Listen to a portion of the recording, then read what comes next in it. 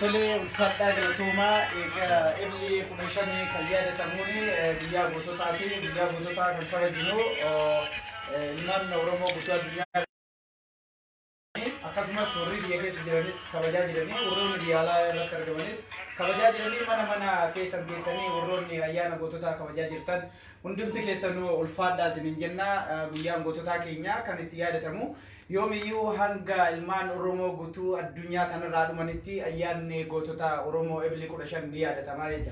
Ebli 15 kan yaadatamuun gaafa guyyaan Oromoo tokkummaan Oromoo itti lalise gaafa amantiidhaa fi kutaan yookiin waan ebaluutiin nangalchine waan ta'eef kanaafuu dhaloonni qubeessa ammas waa'ee dhaloota kaleessa irraa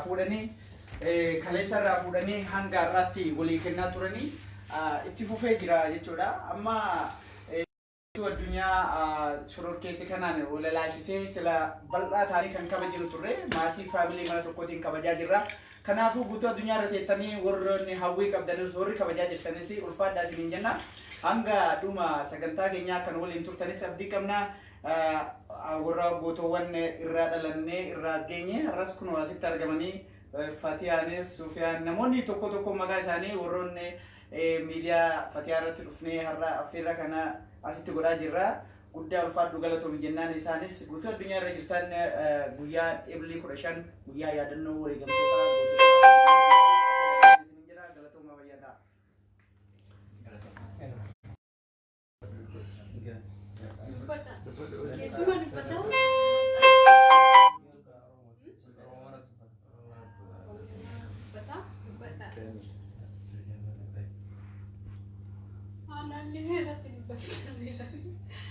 Aku beli di dalam sana. Ya, bagi ya, gotoota geessan jechuudha. Gotoota akka Nadhii Gammadaa fa'a, gotoota akka Jeneraal Waaqoo Guutuu,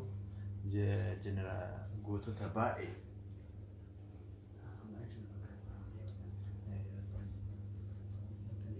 Bozidi shaashee asii yaada Mee waa'ee gootota kanarratti maal jetta Oza? Alaabaa Oromoo akkam jirtu kabajamtoota daawwattoota uummata Oromoo. Guyyaan har'aa guyyaa maal akka ta'e guddaa walitti nu barbaachisu hundumti keenya akka beeknu guyyaa gootota Oromooti. Guyyaa gootota Oromoo jennee akkuma haasaa qofatti dhiisuu miti guyyaa seenaa qabeessa. Guyyaa tokkummaan Oromoo keessatti cimee guyyaa tokkummaan Oromoon tokkummaa isaa amantiin kutaadhaan akka waliin qoonnee guyyaa keessatti of beeku guyyaa keessatti of ibsu as akkitti geenya akkuma salphaatti miti kaas geenya iddoo kana dhaabanne namoota hedduu iddoo hundarraa namoota hedduu gootoowwan hedduu itti dhabneeti kan as geenye gootoowwan sanii yaadachuudhaaf kanarraa obboleeyyan teenya kan Oromoo ta'an bakka kanatti wal geenyeetiin hamma dandeenye nutis sababa dhibee kanaanillee tashii osuma sammuu keenya xiqqoo of jennu garuu dirqamaan duratti ta'inaan kabajuudhaaf bakka kanatti argamne. Yaa'u akkuma beekamu guyyaan Ebla 15 jechuun guyyaa gootota Oromooti.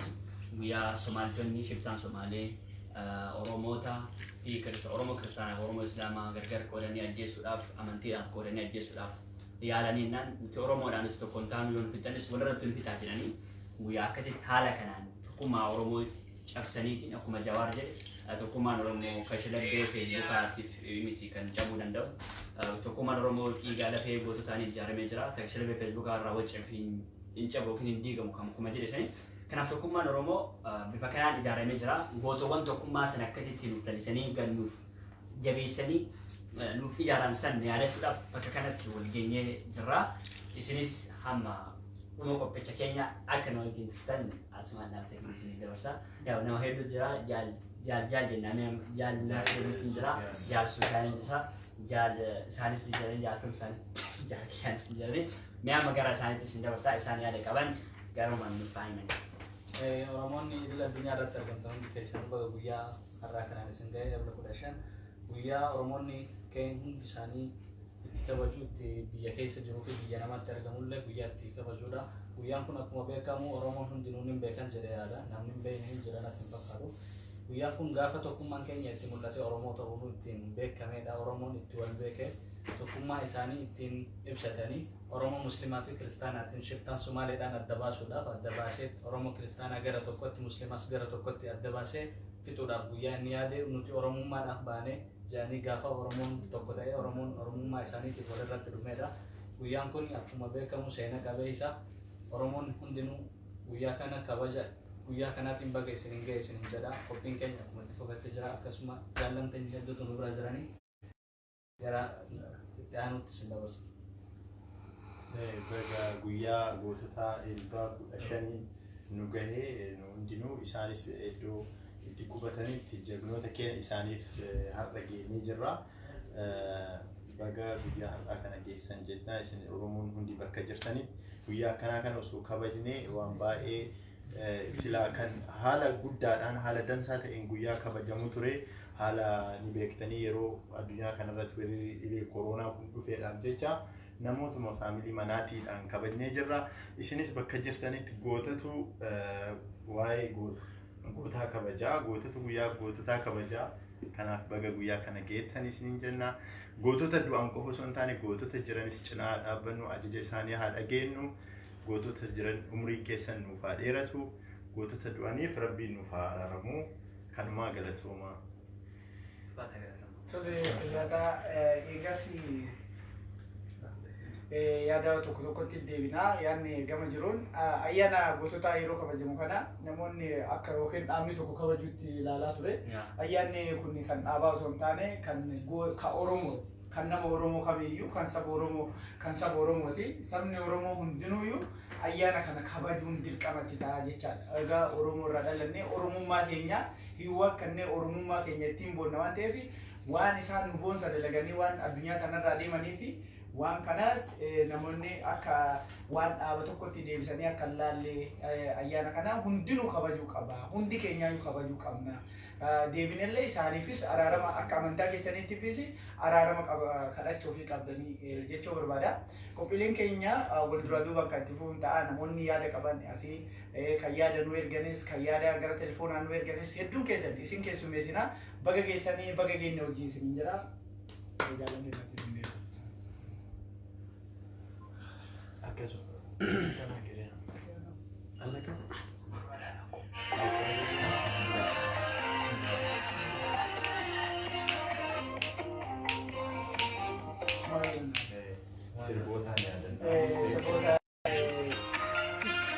Artistii beekamaa Usmaayoo Muusaa kan seenaa isa yaadatu kan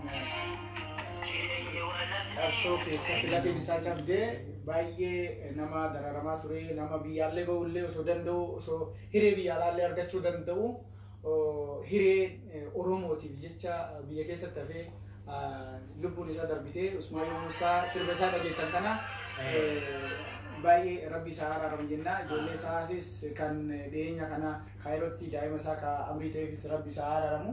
Hundaafuyyuu isaan maatii isaanii namoota akka isaanii rabbi irraa nu haa baasu jennaani. Iddoo galatoomaa yaada qabdanis akkasuma kabiraa yaadni biraa kan jiru gootonni Oromoo kadu'anii dabaranii jiranii waan guddaa kennaa guddaa badhaasa guddaa nu kennanii dabaranii jiranii. Kayo maatii isaanii yoo jiraate guyyaa gootota qofatti yaadanne jennee shaamaa qabsiifnee gargar baanu osoo hin taane warroonni biyya jirtanis warroonni biyya alaa jirtanis guyyaa maatii gootoowwan sanii kan lubbuun jiran yoo jiraatan guyyaa ittiin qarqaarru ta'uu nu qaba. Guyyaa akka gammachuu isaanis bifa kanaan haa beekanii isaan Oromoon aadaa namni keenyarraa dursu aadaa Oromoon nama bira jiru jedhanii miira isaanii keessatti gammachuun akka dhagahamu maatii wareegamtoonni irraa dhuman hedduu jira. Kaama waggoota hedduu dabaranii isaatii akkuma qeerroo wastuma qabsoo qeerroo bilisummaa ta'e wastuma qabsoo dheengaddaa Oromoon geggeessite keessatti qabsoo bara 2014 as geggeessame keessatti gootota hedduu dhabnee jira. Qeerroo hedduu namoota hammanan jedhamne beekaa hayyuutti dhabnee jira. Warroota maatii wareegamtoota kun irraa wareegamanitti bira dhandhee jajjabeessinee qabeenyaanis yaadaanis osoo ta'e guyyaa kana sababeeffannee osoo jajjabeessinee nutis warroonni biyya alaa jirru hamma dandeenyeen waa godhutti jirraa godhaafis jirraa. Kanaafis akka bakka jirtanii hundattuu warroonni biyya alaa jirtanis yorbee keessa jirtanis gama kanaan akka hamilee maatii warra wareegamtoota jajjabeessinuu jechuudhaan barbaadaatti. Kanamaaf galatooma. Okay, guddaa galatoomee hogguu gootota yaadannu faajjii isaan gaafsan qabatanii faajjii bilisummaa isaan qabatanii itti wareegaman kanas waliin yaadachuu qabna. Faajjiin tuni kan itti yaadannu dhiigaan dhufteerti waan ta'eef waan dhiigaan dhufe kana waan akaakilee fi abaabilee kennarraa nutti as darbe kana yoomillee haga addunyaa kanarra jirru akka hin dhiifne dhiisuullee hin qabnu. Kan dhaaba siyaasaa yookaan kan dhaaba paartiitii akkasitti fudhatamanii akkasitti osoo hin taane wanti nu fudhachuu qabnu akka Oromootti akka Oromoon cabeetti akka Oromoo itti cabsanitti waan Oromoo irraa didan kana fudhachuu qabna. Kana dirqamatti faajjii qabsoo bilisummaa uummata Oromoo kanaas harka qabachuu qabna. Akkuma gootota yaadannu isaas yaadachuu qabna jechuu barbaade. Kanuma yaadadhanii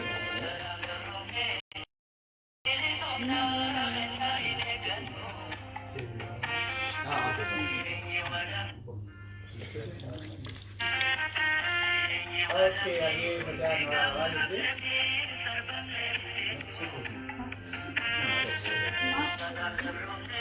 Kale Fatianis asitti argamtee jirti waa'ee gootota keenya ilaalchisee isinis mana isheetitti waamtee affeertee ayyaana gootota akka kabajnu gootee jirti.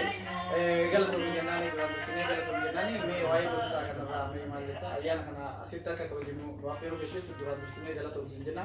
Itti aansuudhaan maal dhagamee akka as dhufnee kabajnu haala kan nu mijeessite akkasii akka inni duraan dursee isin dhufuu keessaniif galatoomaa dhibeen sodaanne yaa qabamnullee qabamne jettanii baay'ee galatoomaan jedha. Guyyaa goototaa guyyaa bara maraa waggaa waggaan guyyaa kabajamu waan ta'eef kanumaaf waliin kabajuu dura maatii fa'aa waliin kabajnaa ijoolleen waliin jiru haala jireenya biyya ambaa keessatti immoo Oromoo akkuma obboleeyyanitti waliin jiraannu kabajna. Kanaafuu guyyaa goototaa gizee hundaa goota kamiyyuu yaadachuun onnee keessaa qalbii akka isaan bira jiru akka nama Oromoof yaadu kamiyyuu akka qalbiin bira jirutti akka sanitti akka uummanni Oromoo illee nu hubatu jedhee ani sababa kana. Tole guddaa galatoomii itti aansuudhaan amma warra du'e akkanatti waa yaadannoo taate gootonni gootuma dhalchaa jechuudha namni harkaa wal harkaa fuudhaa jechuudha. Amma warroota jiran keessas bira dhaabbachuu akka qabnu namoonni hedduun tokko tokko walitti duuluu wal maqaa wal balleessuu wal bocoluun kunis jira. Kanarraa mee maal jettu? Walitti duuluun kun gaarii miti namuma kamiyyuu ta'e yaadaan mormuudha malee walitti wal arrabsuu jechaan taane walii kennuun waan gaarii miti aadaa Oromoo keessa illee hin jiru. Amma dhiyoo wanta dhufe malee kana dura namni na beekaa miidiyaa irratti xiqqoo kanarra namatti beeru. Wala rasul turab binuman jirtu ture. Nama wala rasul nan wagga lama kun go amma diyo kana dhufe wala rasul sumaayyoo akka dhufe beekwan. Biyya keessatti illee warri amma shawaa jimmaa wallagga martuu waliin nyaatee asitti illee akkasuma biyya qofaa miti keessattuu ta biyya Oromoo jireenyi walitti fidee bootaa tokko galtee kanaafuu gandummaa kana suudhiisne osoo ofirrumaayyuu ta'uu gannaa ta'uu bannee baay'ee gaarii. Amira keessa galee akka waan gizee tokko ani illee na keessa jirtu waan ta'eef already gara kiyyaan dhiiseera yoo balleessummaa Oromoo bifa manaa godhu kana booddee illee waan akkasii dubbadha jedhee kiyyaan. Tole guddaa galatoomii Fatiyaan ilaalchi gandummaa yookiin ilaalchi gosummaadhaan wal qoodanii amantiidhaan wal qoodanii warra rabsan sirrii akka hin taanee fi akkasuma deebinee paartiidhaan wal qoodnee wal arrabsuun akka sirrii akka hin taane nu hubachiiftee jirti. Kun kan nu cabsuu danda'u gootota keenya hayyoota keenya cabsuu danda'a waan ta'eef hamilee isaanii eeguufis jecha nu garaagarummaa qabnus gama yaada mootaa walii qabaannee walii furuu dandeenya jettee guddaa galatoomi jennaanii fatiyaa yeroo biraas irra deemnee intarviiyuu akkasii goonee yaada gara akkamitti gara kana dhuftee haga dhuftee maal tajaajilti jennee gaafiilee hedduu akka gaafannus abdii qabna. Kanumaafuu har'a guyyaan ayyaana gootota Ebla 15 gootota keenya kan yaadannuun kan wareegamaniis tokkummaa isaaniitiin kan wareegaman akkasuma tokkummaa isaaniitiin wareegamanii tokkummaa uummata Oromoo akka sibiilaatti kan cimu kan taasisanii hayyuun keenya beekamaan xiinxalaan siyaasaa obbo Jawaar Mohaammed akkuma jedhanitti kan namoonni yookaan gandummaan yookaan gosummaa wal faarsee kun wal arrabsee siyaasni Oromoo cabu osoo hin taane siyaasni Oromoo osoo waan cabu ta'eef dur cabaa amma cabuu akka hin dandeenye warroonni duukarraa gandummaadhaan waan garaagaraatiin wal qooddanis amma osoo nu dhaabbattanii irra gaariidha jechuu barbaadeeti. Namoota hedduun kun fatiyaanis yoo arrabsee jiraadhes dhiifama jettee jirte dhiifama walii goonee nu biyyatu Oromiyaan bal'oo taatee kutaa Harargeedha, Jimmaa, Wallaggaa, Arsii, Baalee maal jennee adda qoonna malee Oromoon tokko ta'uu beekuu akka qabdan jechuu barbaadeeti. Guddaa galatoomaa isin jenna. Gama yaada keenyatti hin deebinaa sirba Usmaayoo Muusaa kanaan bu'aaraa isin jenna fayyada.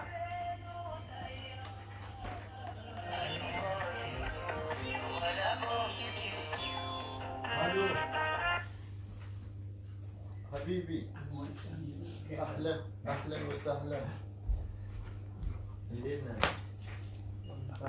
نجدتها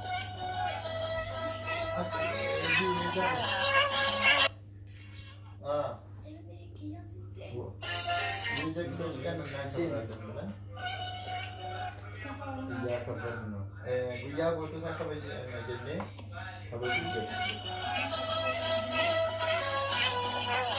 Yaa suura guddaa bakka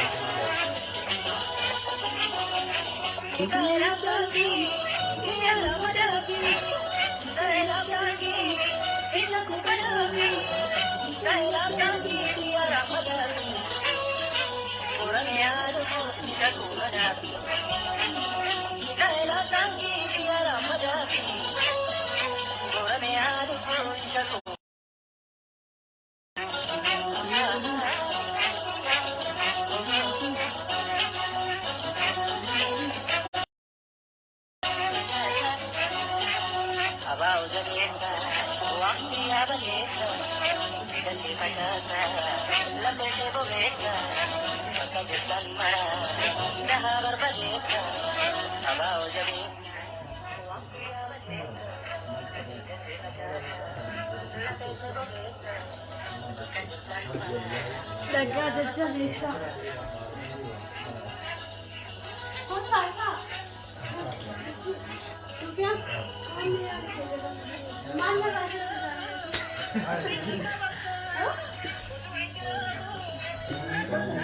Obuki obo gafa molka. Kecha dema insadane takira.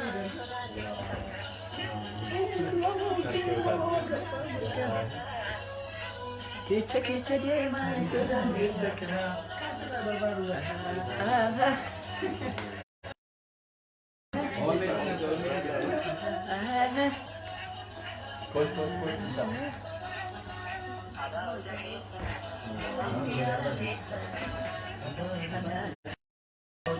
Oromoo jabeessa.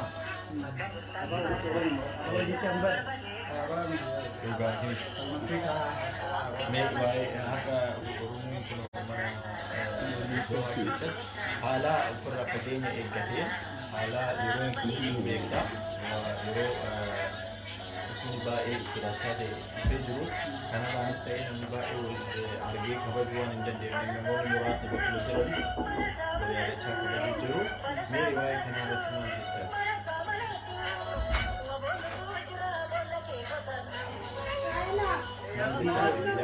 Tole, kami kun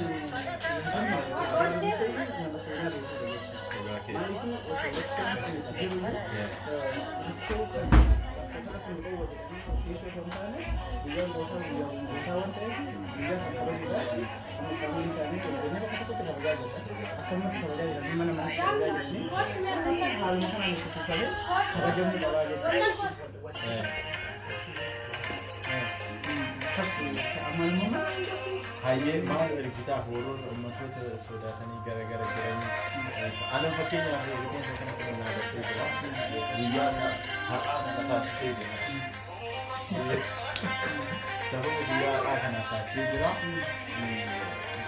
bakka jirtanitti goota keessan kabaju goota beektu hin taane goota jirus gootota baay'ee jira Oromoon goota yeroo takka Pero wanti rumah dengan nam toko kufise ama atau Oromoo toko wadam toko kufise toko ufida betul berba. Sirna Oromoo keessatti gada Oromoo keessatti toko kufise toko abatu toko kufise toko ajese ha kun fudhatuun barbaadu Oromoo keessatti. Maaliifi Oromoo tana Oromiyaan tuni ta'ee nuti illee miti ta Oromoodha. Ka Oromoo waan taateefi ilmaan Oromoo qixxeetti itti fayyadamuu qaban. Tokko paartii abawoo jennaa kaafawoo jennaa bilisiginnaa warri odeeffate bilisiginnaa kunis jira. Bilisiginnaa kun opidiyoodhaan beekna. Opidiyoo irraa odeeffataa fi odeeffaa irraa bilisiginnaa taanaa jettee deemaa jirti.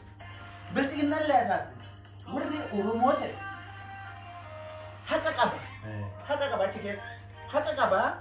Kaafawoonis abaawoonis bilisiginnaanis warri jeneraal Kamaal Galchuus Difan bilisiginnaa kan qabu. Haqa kan qabu jedhu. Bilisiginnaa jechuun uummanni Oromoo maqaa bilisiginnaas baafatu. Maqaa bilisiginnaas baafatu. Gootota Oromoo kana kabajuun dirqama. Kabajamuun dirqama. OBN irratti adawaa kabajaa ture. akka adawaan kabajamu Adawaan kabajamaa ture. Adawaan kabajamaa ture san keessatti illee ilmaan Oromooti kan dhume. Jeneraalota sagal dhabne achi keessatti. Gaafa kana warra gugurdaa hayyoota gugurdaa 11 dhabne boolla tokkotti awwaalan.